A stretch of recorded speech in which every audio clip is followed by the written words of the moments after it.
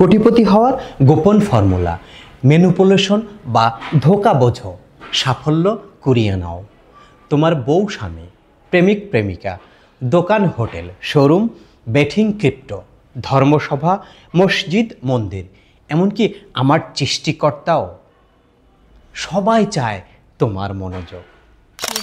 Social media কোম্পানিগুলো নোবেলজয়ী মনোবিজ্ঞানী ও বিশ্ববিখ্যাত সাইকোলজিস্ট দিয়ে ডিজাইন করে সোশ্যাল মিডিয়ায় তুমি আরও কত সময় স্ক্রোল করার নেশায় বোধ থাকো।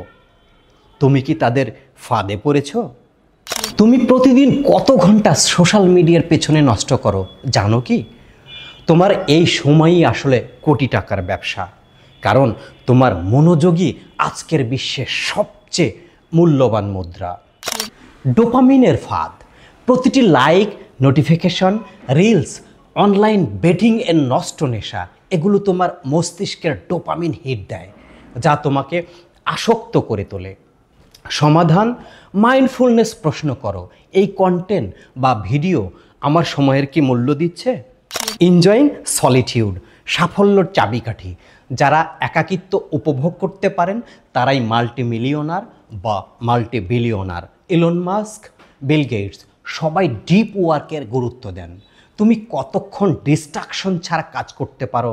This is the $1,000,000 question. টেকনোলজিকে তোমার দাস বানাও। ফোনে স্ক্রিন টাইম চেক করো।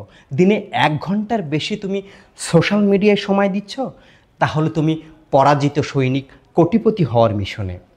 ট্রিক, সব ডিভাইসের নোটিফিকেশন সাউন্ড বন্ধ করো। ডিজিটাল মিনিমালিজম অনুসরণ করো, যা তোমার ডিস্ট্রাকশনের কারণ হয় তা জীবন থেকে কমপ্লিটলি বাদ দাও।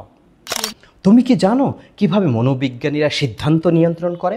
পরবর্তী পোস্টে বলবো ডার্ক প্যাটার্নসের রাজ্য। লাইক করুন, শেয়ার করুন এবং ফলো করুন মাইন্ড হ্যাক সিরিজের জন্য। সবচেয়ে বেশি কোন ডিজিটাল প্ল্যাটফর্ম বা সোশ্যাল নেটওয়ার্কে তুমি সময় নষ্ট করো? এখনই কমেন্টে প্রতিজ্ঞাবদ্ধ হও এবং লেখো, আমি ম্যানিপুলেট বা ধোঁকায় পড়ব না। তুমি এখনও কোটিপতি না, কারণ তোমার মনোযোগ ছড়িয়ে আছে ফালতু জিনিসে। যদি মনোযোগ ঠিক জায়গায় দাও এবং মাইন্ডফুলনেস ধরে রাখো, টাকা নিজেই তোমার দিকে ছুটে আসবে। আপনাদের সাথে ছিলাম আমি রুহুল।